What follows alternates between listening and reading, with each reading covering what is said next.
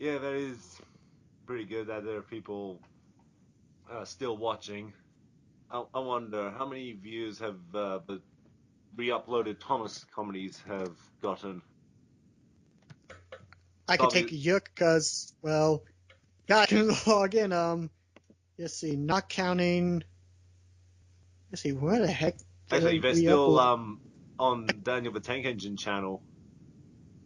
So yeah, Rusty and the Boulder, 85,000 views since 2011, and yeah, the Duncan episodes had the most. Ooh, over 300,000. Yeah, that's like the episode that has like the most views. Like out of all my videos, that one has the most views. All because I changed Rusty's gender. Because I thought it would like be a cool reference to how in the U.S. when they aired the episode, Michael Brandon um, accidentally got the gender wrong and well Okay, changed it from a he to a she. can I just say that I wasn't even aware of the U.S. mistake, so just listening to the narration in that episode. So okay, oh, the sexy voice like narrator kind of has a lisp. Okay, but then after listening it over and over, and oh, he just called Rusty a female. Oh, and then you as a producer have a meltdown. Yeah, but in reality, it was just a fun. Like I'm just imagining the reaction to like the producers watching the episodes, like as they're putting together. Someone goes, "Wait, I thought Rusty was a male," and they all yuck at each other and like, "Well, crap." What the fuck? So yeah, I just thought that an idea of a parodying around that idea. I know there are some people who watched this and was like, I don't get the joke. In fact, I think I probably made the voice actress for Rusty very uncomfortable. Like I can't find a comment anywhere, but she actually commented on that video saying, I don't ever want to voice Rusty again. Then again, I think she didn't understand the joke as well because she lives in the UK. In fact, I haven't really spoken to her since Isn't that Duncan's story. isn't that Mavis Toby Forever? I think that's the name she goes by because I've heard her. I'm pretty sure I've heard her voice in this other YouTuber Mallard Fan 62's Thomas videos. Yeah, that's her. She did that and then voiced as Emily in Emily Knows Bestish. Yeah, yeah, she has a very lovely voice. Yeah, but I think um, I accidentally may have felt uncomfortable since, you know, Rusty's supposed to be male and she didn't understand the joke. And so I feel kind of bad. I think it was probably my fault that I didn't explain the joke and ask if she feels comfortable voicing this. And if she didn't, then that's fine. Find someone else. But I mean, she did the voice, but at the same time, I think that kind of made some uncomfortable things. I haven't spoken to her since. I sent like messages like, "Hey, how's it going?" But she has never replied since I released Duncan's story. So I feel Oh, kind of, I feel kind of bad. But it did teach me a lesson to ask, like if I asked you to voice this character and you felt uncomfortable with like how the script was or doing the voice and use it to feedback from everyone. yeah. On that note, I just want to say that sometimes I feel like as an actor and reading a script, I can insert my own jokes into it, but then if I'm allowed to insert my own jokes, then other actors will probably look at it and, hey, he got to insert his own jokes. I want to put in my own jokes as well, and then it becomes a whole mess with the script. Yeah, I understand. That's why with like some like when you did the Four Sword Adventures, which I still have yet to see lines from Lachlan and Spencer. There was that part where like uh, one of the links go, "Don't forget the hot girls at the beach," and everyone just improvises about it. I don't know how that's gonna turn out. I do want to know what it will look like at least. Well, I mean, I got the gameplay version, although actually that I actually want to talk to you about something I'm planning on doing it next year. I've only mentioned this to my brother, but it's something I'm really excited about doing, but I don't know how it's going to turn out. It's not the school days parody, is it? Well, it's not that. That's still in development heck. It's been in development heck for years. I mean, a long time. But no, this is something different because like all the videos I've made this year, I've been extremely proud of. But I noticed I've been kind of playing it too safe. I haven't been experimenting or doing some different types of videos lately. Like even one of my friends, James, told me that I don't do that many sketch videos or anything, and um, I mean, again, I'm proud of all the videos I made so far. There's not a video this year or even last year that I look at like, well, this was a mistake. But I'm planning on doing something special. Like next year, I definitely want to make different types of videos, like some sketch videos, try new editing tricks.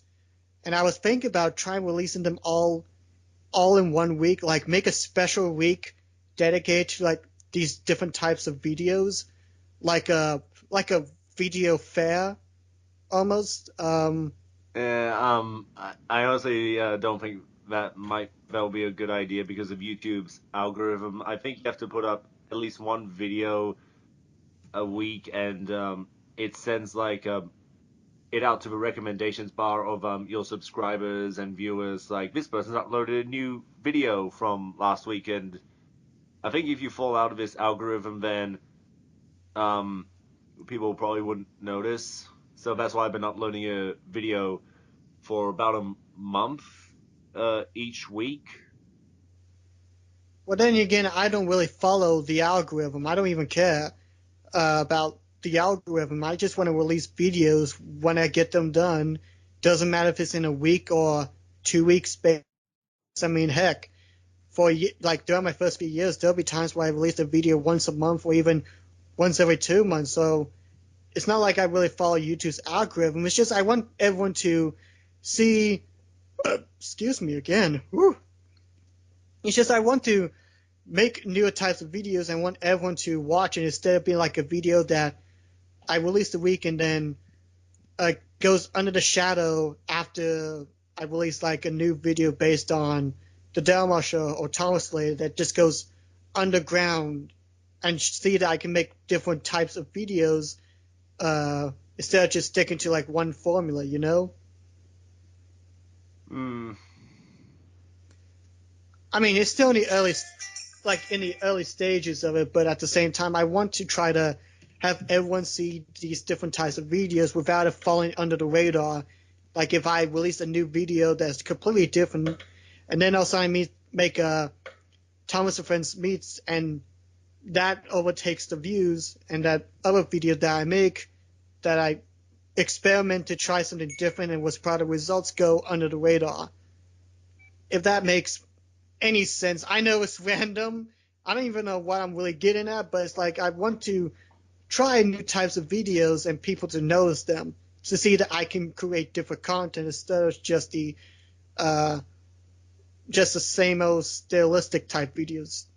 If Yeah. that makes any sense. Um.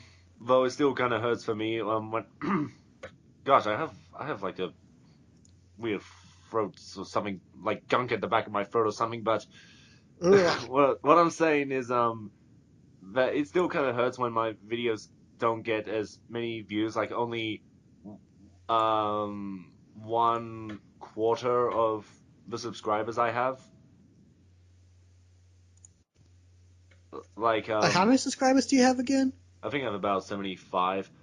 Though I guess it is kind of a mess in a way. Like with my channel, I do model train videos and Yu-Gi-Oh videos, and then I tried doing anime discussions. Though really wasn't the best idea because you know how I put up a voting poll in December. Let my subscribers vote what they want me to focus on next year, which was either anime discussions or a fan made recreation of Yu Gi Oh! GX, not as an animation, but as a sort of web comic web novel series. But yeah, and the thing with the anime discussions, I think I was way over my head because I didn't want to put video clips or even music tracks from various anime shows because then I would probably face potential copyright infringement, which do not want to get one of those. Why? And yeah, that's why I've been using screenshots. Um, and yeah, I don't, I don't know. Hoping to put up at least one more anime discussion before the year ends, but yeah, I think I was way over my head with anime discussions. Like I want to do them, but and I don't intend making money. Just a little hobby, but even then, that's something that I don't think YouTube cares about. Well, I mean, it's like I don't think anyone should come into YouTube thinking they'll make money straight away. But then again, it's like everyone keeps talking about the YouTube algorithm and competition. It's like it's instead of YouTubers focusing like making interesting content that they like and want to share with the world, they're more focused on the trends of like how can I gain more views, how to stay relevant, and constantly pushing themselves with Twitch or social media and stuff instead of focusing on just making the videos they want to make and share that experience and love with other people. Yeah, it's and I don't think there's a punishment for those who file false copyright claims. Even though I probably won't get like a false copyright because if it's anime footage or music of any kind, then I might get it anyway. In fact, I don't know if I've gotten one of the last anime discussions I did because I put in a joke of how Dragon Ball Z has repetitive dialogue, and that's pretty much filler in a nutshell. Like filler done wrong. I put in a clip of a Suicide Squad where the Joker says, "All that chit chat's gonna get you hurt." I mean, that's a very small, like a probably like a few seconds clip, so I think that's gonna be fine. Now, unless you like put in like a whole 20+ second clip of the Joker talking, then yeah, maybe they might notice it. Uh, that's like with the.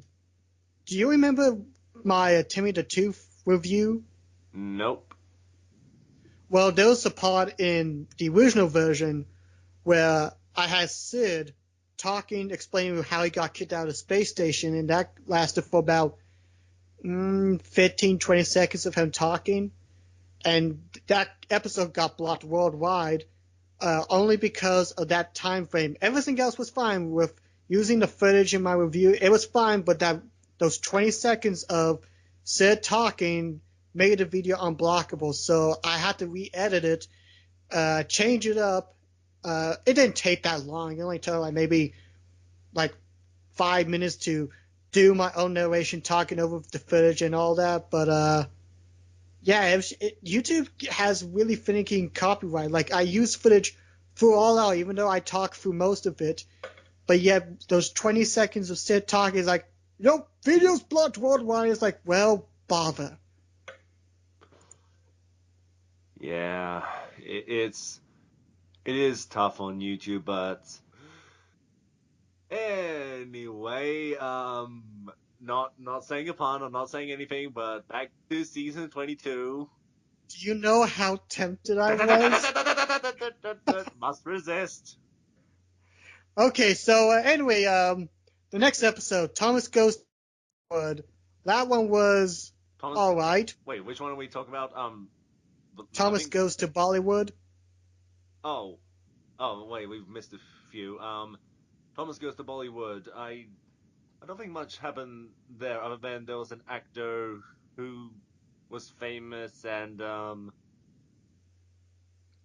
yeah, Thomas got in the way pushing the soft bed out of the way and then the actor falls into the truck with flowers. That's all I remember of it.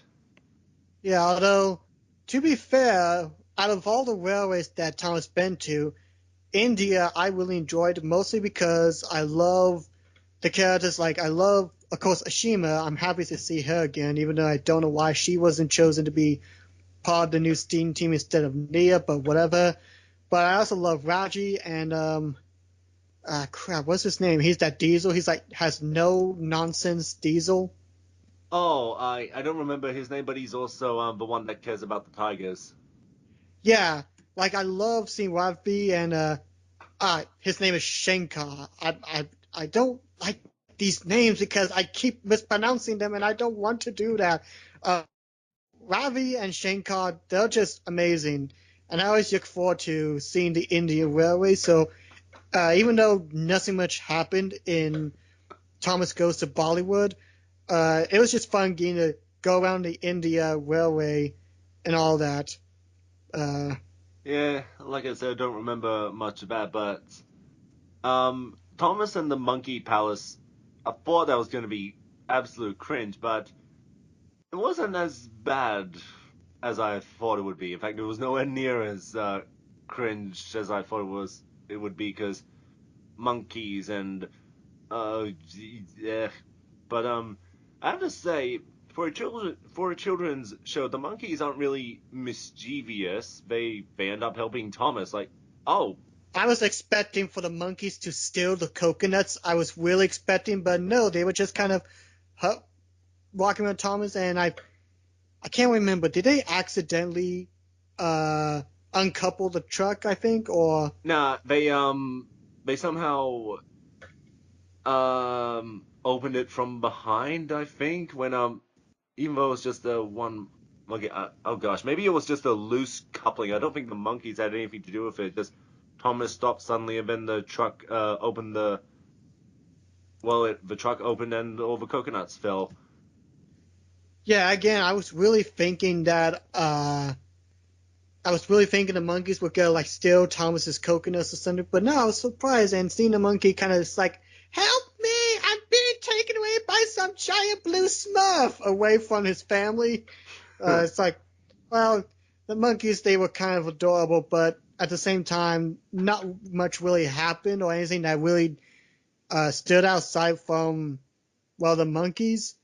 Uh, Actually, about what you said with the pacing, I have to say, Thomas and the Monkey Palace just ends really abruptly. I thought.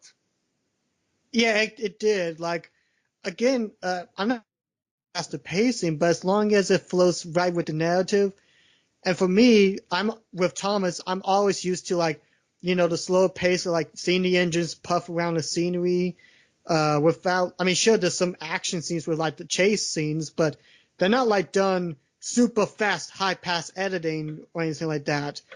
So it's like seeing since season 21, seeing the episodes told much more faster or a little bit faster. It's just something that's required taste that I'm not used to a bit. Uh, but I mean, it can work in some places, and others it just makes the story feel like it didn't let you have time to develop with the story and the setting a bit. But that's just probably my saying. My computer desk is really squeaky. I don't know if you can hear the squeaks or not. It's more like a rattling sound of an empty can or something. Oh no, it's just I think what's going on. The squeaking is just coming from one of my computer monitors touching the mic stand, so that's probably what it is, not the actual disc itself. All right. Um, Now one of the more interesting episodes this season was Tiger Trouble. That one, I think, is aside from Confusion Without Delay, that one's probably like one of my favorites. Uh, Mostly because you get to see like Thomas, Ravi, and Shankar working together in the Tiger Poachers. They're cliche and silly, but they were enjoyable. They were so. Yeah, the poachers were just like bland villains, but still seeing villains in Thomas and Friends, that's rare. Yeah, especially like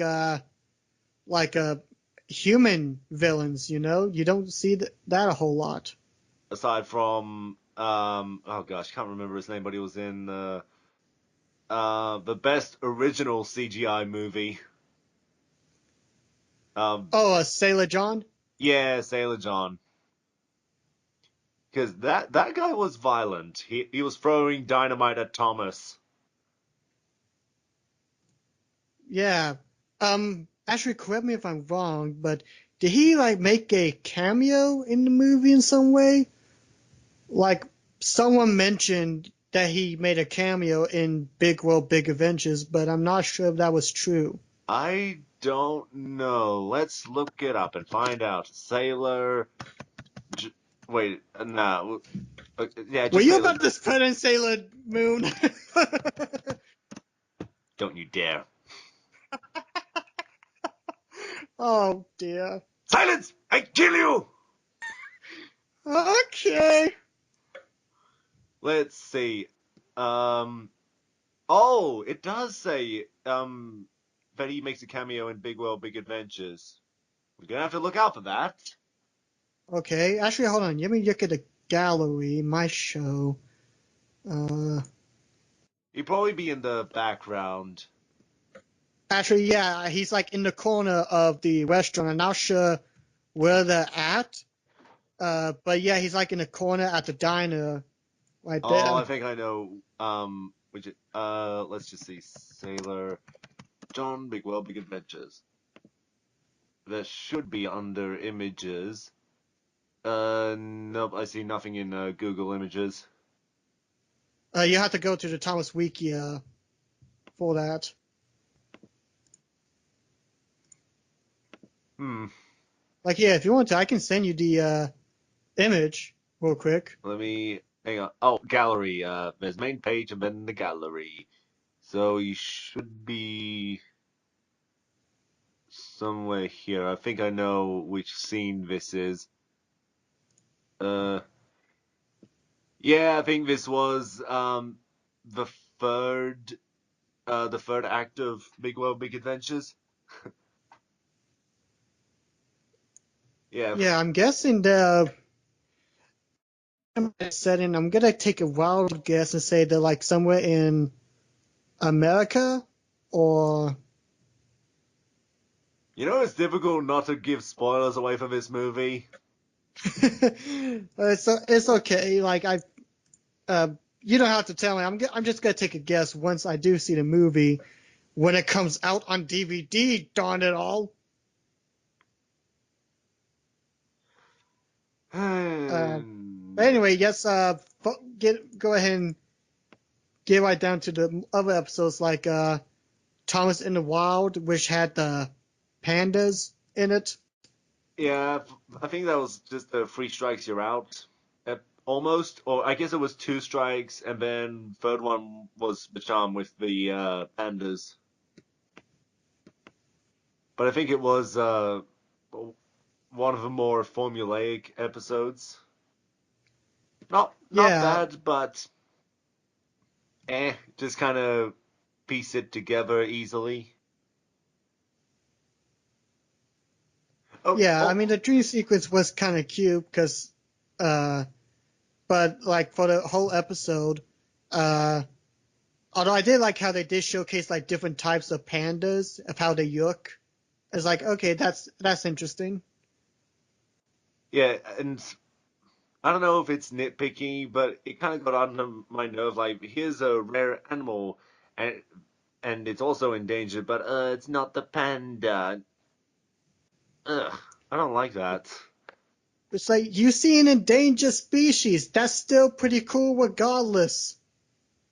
Yeah, I don't know. That kind of just irks me. Um, so, excuse me. Apology Impossible. That one, I'm very mixed about. It's like I was happy to see like Philip kind of like standing up towards James a bit, but James in this one was just a part of my friendship when I say this, but James was such a dick in this episode. And this is another problem with the continuity. Like, James apologizes that he misbehaves, but then we get this, and well, for characters like James and Gordon, if they apologize, like if they behave, stop bullying everyone, then well, I don't know if I call well, yeah, James is obviously a bully in this episode, but if they do change, like they become sensible engines, then they wouldn't be the same characters. So Yeah, yeah, but I at the kind of same knew. time, James, I just thought James went too far. Like, I could probably see more lines of like maybe Diesel being this, because like, well, Diesel's Diesel, but I don't know. I just thought even with Diesel, this is just the amount of crap that happens to Philip, and not even having James say that he was sorry. It's just this was just kind of mean spirited. I think that's too strong of a word, but like still, it's just I just can't get over of a how much of a bully James was in this episode. It was. Plus, I think this was the first time I actually got to see Philip and Paxton being very angry or cross. I don't think I've ever seen Paxton grumpy before. I don't remember that. Like Paxton was in the episode, but when was he It was like angry? as James was puffy by uh, when James is puffing past Philip, and then you see Thomas, and then Paxton. You get a glimpse to see Paxton just mad. It's like, okay, serious crap is going down here. Yeah. So Apology Impossible. I don't know. I think I was a little disappointed with the crash, even if you can call it that, where in the dream sequence they fall in the water and like as everyone was on the bridge, I thought, is the bridge actually gonna collapse? But They they, didn't really explain that much about why. I mean, I guess they were replacing the track, but I don't know what they were exactly doing. I think any point for to have a dream sequence is should be for the sole purpose of an epic crash. And oh, I was so annoyed that they cut it off, that the engines just fall through the screen, and then we just see a splash of water, and oh, really? That's all we get to see? They were like jumping into an aquarium almost. Like, splash. Oh, oh no! Just saying that reminds me. The episode Rosie is Red. I think the last time Thomas and Rosie were together was the episode Splish Splash Splosh. Oh yeah, and that episode I thought was cute, with Billabin teasing and Rosie and Thomas trying to avoid each other. So it's like it was a cute episode, but there's not really much I could really say. Although uh, I thought it was really adorable seeing like the fat controller and his wife, like just celebrating Valentine's. It's like that's just I think that was cool there. So, Rosie is Red was the only other episode aside from School for Duck that I saw in Italian, because oh, we got a Rosie episode, and I was just watching it without subtitles because for some reason School for Duck had English subtitles, but Rosie is Red didn't. So I'm just wondering what the heck is going on here. And finally watching the actual episode, it's like, oh, okay, it makes sense that what Thomas and Rosie are going through, that they're trying to avoid each other because people, the other engines are saying that they're in love. And I think it is an important episode because, let's face it, it's easy to make fun of people in love with each other. And yeah, it should it should just be like friends, that boy girl, they're not in a romantic relationship, it's just friends, kind of like I have girls as friends, but I'm not gonna have any girlfriends. Yeah, it's like something that keeps happening to me a lot, and it gets annoying. It's like whenever I'm like talking to like a customer who happens to be a girl, and we're all just having a chit chat, I'm helping her trying to find a product, and we're talking and everything, and like just a friendly conversation. And also, one of the people that I work with comes by, it's like, who was that cute girl you were talking to? It's like, she's a friend. Oh, bother. I mean, I know people like to cut up, but that kind of happens more time. Well, it doesn't happen like once a week, of course not. But like anytime that I have a long conversation with like a girl, Someone thinks, oh, Delma found somebody. Yeah, that's why I think Rosie is Red is an important episode. Because it's like you can be friends with girls, but not have that whole uh, love relationship thing or anything hinting that you like that girl or something. Just being friends. Now, at the same time, I do have to say, even though the Thomas Rosie shipping thing has been around since well, Rosie first appeared how many years ago? Here's the season 10, 12 years ago. Oh wow! And yeah, like as far as I know, Splish Splash Splosh was the last episode, and this is the first episode in the Andrew Brenner era where we see Thomas and Rosie. So it's kind of out of place in a way. Then again, Rosie hasn't really done much before season 21. Like, she was just mostly a cameo engine. She didn't really have, like, any screen time or any lines that I can think of from the past 3 or 4 seasons. Yeah, exactly.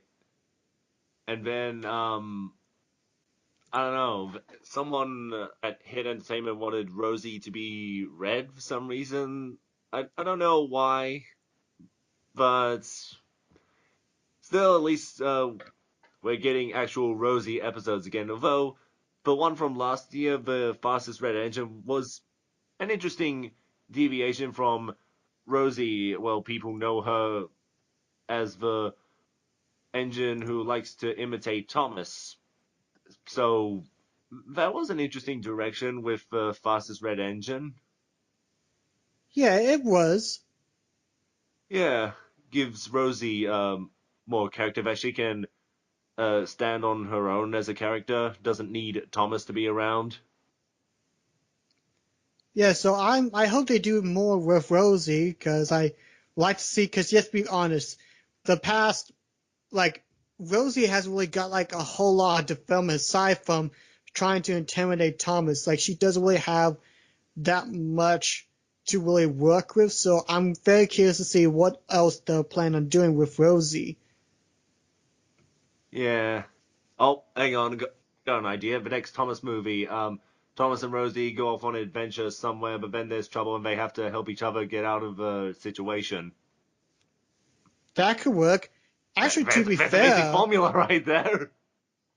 actually to be fair, I was originally thinking when I heard them doing like a new Steam team, I was kind of thinking maybe since they were reintroducing Rosie that she was gonna be part of the new Steam team.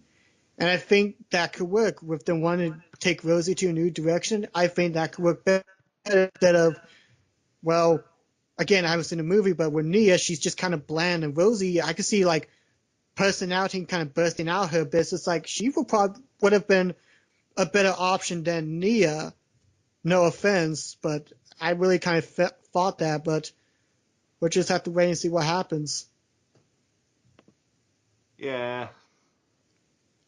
Yeah, again, Nia just whatever, but Rebecca I do like, and well, for personal reasons, like how I said, Rebecca reminds me of my interpretation of Molly, and actually, even if Buckman releases a Hornby or no, what am I saying? If Buckman releases a model of Rebecca, then I still write an episode for the Sodor series with Rebecca in it. I would actually like to see a Rebecca Bachman model.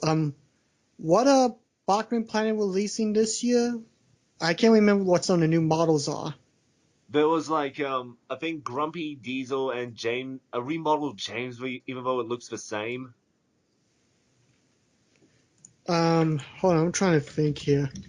Also, I noticed one of the episodes that hasn't aired is called Thomas and the Dragon.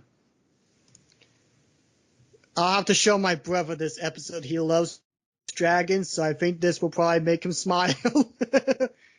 I don't think you'll be a real dragon though. I think this is kind of odd version of was it Thomas Percy and the Dragon from season 3? I guess. Sadly, I can't find the episode on YouTube yet.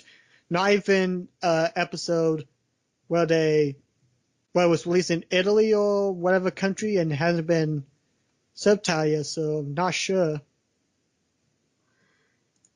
I think I'm just gonna call it right now. Thomas and the Dragon is gonna be another of my least favorites because in season three it's Thomas teasing Percy. Or does he even tease Percy? I know Thomas is just smiling as he brings the dragon in, and Percy's trying to shut his eyes at it. It's a dragon. I don't want to see it. I think so. It's been a while since I've seen that episode. Although actually uh, I remember this one presentation that Hit did. I don't think it's on YouTube. Someone linked it on a Google Drive, but where they would talk about Thomas and Friends' Big World, Big Adventures, and they did like a preview showcasing like different clips, and they showed a clip where this Chinese paper mache Chinese dragon for like the New Year celebrations is like coming towards the camera. So I think that's gonna be the dragon, but Thomas is imagining an actual dragon. Well, that might be the best daydream sequence in the season. Yeah. Um, Gosh, and if I so, can't believe I'm looking forward to a daydream sequences. I hate them in this season. well, this one I'm gonna be like I am imagining so many jokes. Like I'm thinking of a Dark Souls joke, or Panzer Dragoon, or Dragon Slayer joke. I think that's the one's good. I think the best part of all the dream sequences is to give me material for Thomas and Friends meets. It's like, yes, I need this. Oh, you know what I can do if I had a hand in writing that episode? What? I voice Smaug from the Hobbit trilogy. Where are you? Oh gosh, that'd be. Oh, okay. How many more episodes we got? Like a couple more, cause spoiler alert here in about 15 minutes. I actually gotta head to bed because I got work tonight. Okay. Oh, hang on. There's one coming up called Counting on Nia. So Nia's gonna have some character in a later episode. Yeah, even though like Rebecca is the better character, and I want more Rebecca. I don't care about this Nia Rhea person. Okay. Some of these other ones have interesting titles. Hunt the Truck. Bill and Ben's latest game consists of hiding trucks and making other engines hunt them. Okay. Cyclone Thomas. Thomas wants to be just like Isla. Oh, that's right, the plane. Flying doctor's plane who transports Dr. Claire to remote places where it's hard for patients to get to hospitals for or a doctor's treatments. But Wasn't that like trying to think? Wasn't there a story in Mountain Engines where like Lord Harry or Number Six had to take like doctors to like a highest peak of the mountain or something? there might have been something like that. It's been a while since I read those Mountain Engine stories. Yeah, but I think there was one where he was trying to climb this mountain called the Devil's Back. Fitting name because then there was a storm in it. Just because I remember that illustration of like Lord Harry going up the mountain, his truck's face is closing his eyes, trying to face the storm. That's like one of the most powerful illustrations in the last few Rary series books. But although this episode, Banjo and the Bushfire, I am trying hard not to make a Banjo Kazooie joke here. I'm really trying not to make a Banjo Kazooie joke.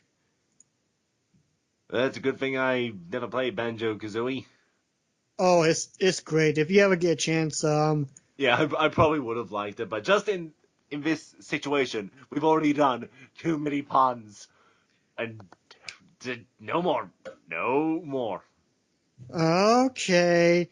Thomas's Animal Arc is Christmas and the boiler.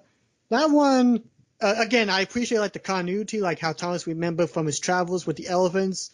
Uh, Other than that, it was okay. Nothing much, but it was all right. You know, it's weird that this season introduces a lot of new things, but the focus is mostly on Thomas. Yeah, that's the issue with it. It's like, I mean, I get it. Thomas is the main character, and I never was one of those people that was sick of seeing Thomas in every episode. It's like he's the main character, so yeah, it makes sense for him to show up in every episode. But yet, they should put the more focus like all the other stuff.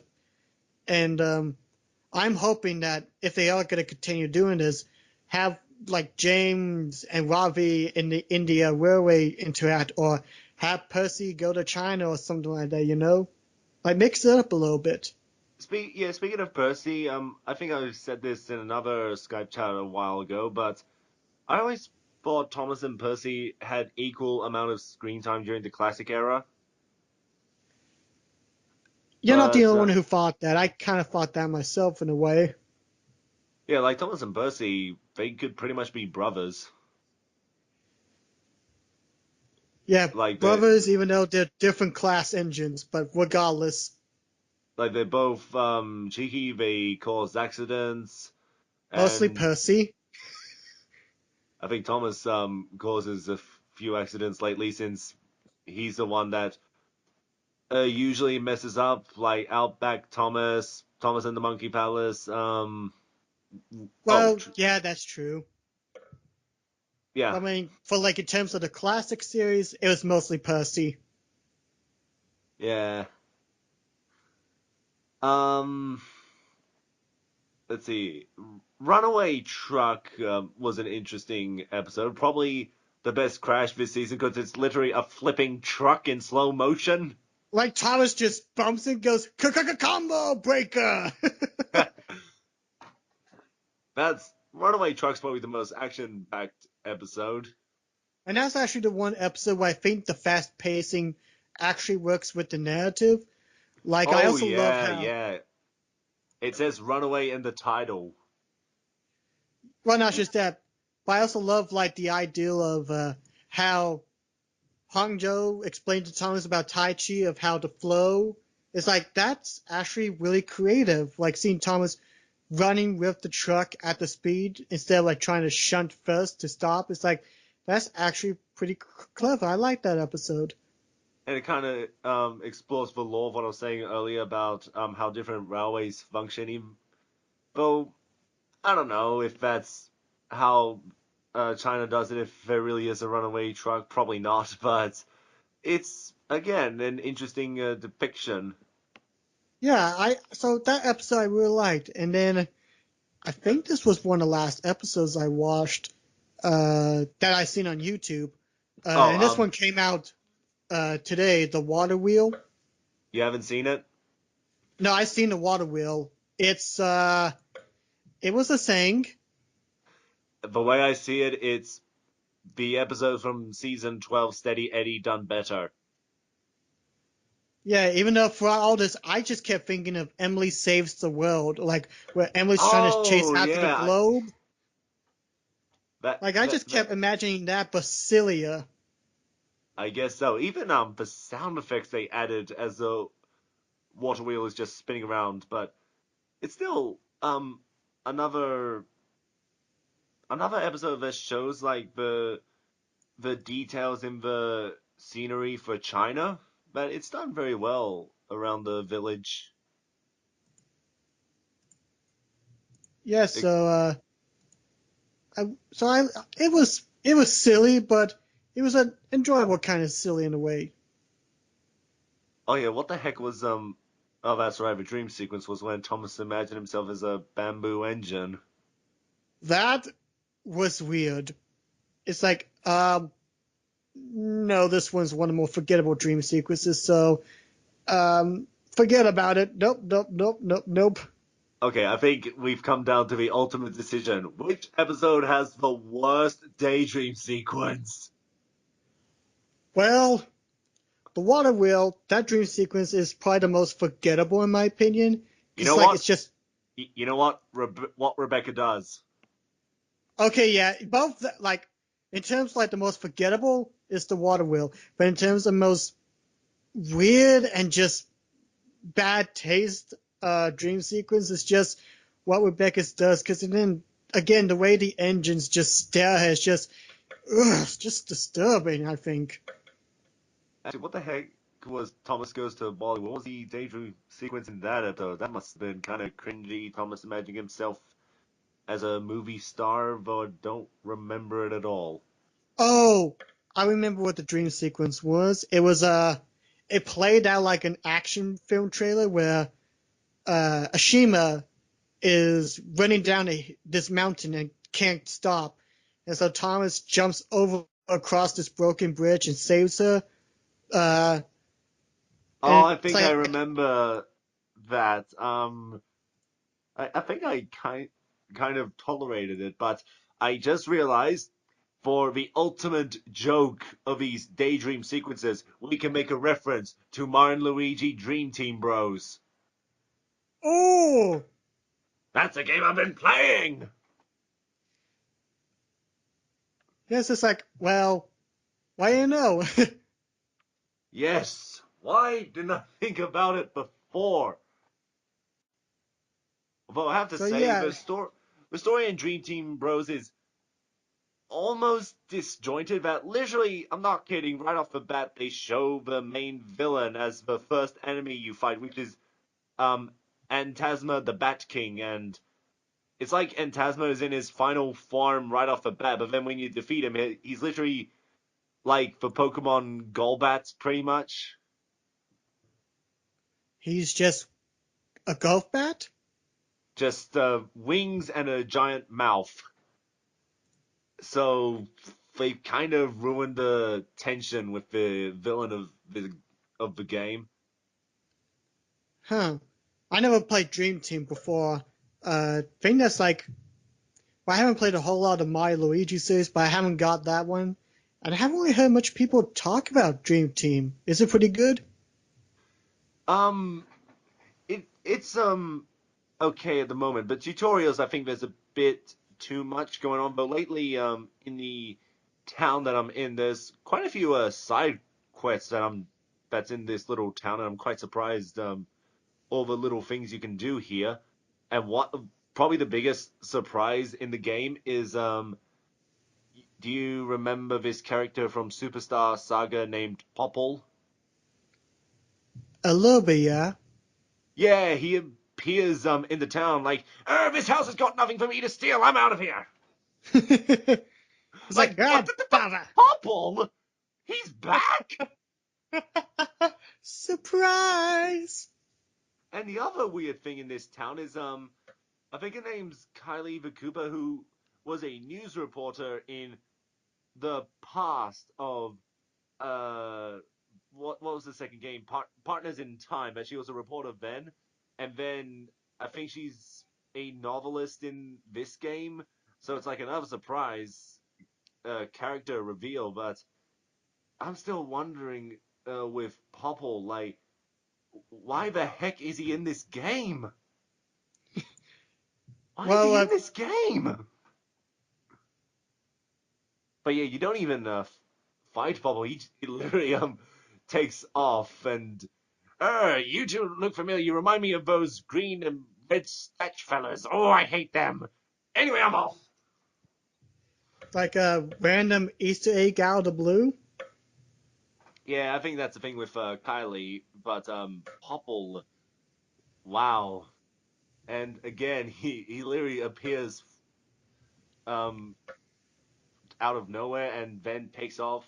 Don't fight him, and oh geez, this is more exciting than the villain in Tasma. Well, there again, that's what they get for spoiling the main villain. Exactly. That's probably the biggest gripe with Dream Team Bros. Yeah, but anyway, I hate to leave the conversation short, but I'm actually getting sleepy. But to be fair, I'm actually really happy we got to talk about season 22 in depth. It's a good season, not as great as season 20, but it's just getting used to some of these changes that I'm welcome. They just gotta develop some more, in my opinion. Um, I guess we'll end it there. Yeah, I shall talk to you later, my friend, and hopefully the rest of season 22 will go swell for us, hopefully. And then there'll probably be some anime shows I want to talk about next time. Yeah, and I'll be Oh, and doing also the same. most importantly, Venom. Seriously, season 22 has given me so much material for Thomas and Friends Meets. It's great. I'm loving it. It's beautiful. Yeah. And yeah, we'll also talk about the rest of the episodes when they come out. Yeah, so I shall talk to you later, my friend. Take care, mate. Bye bye.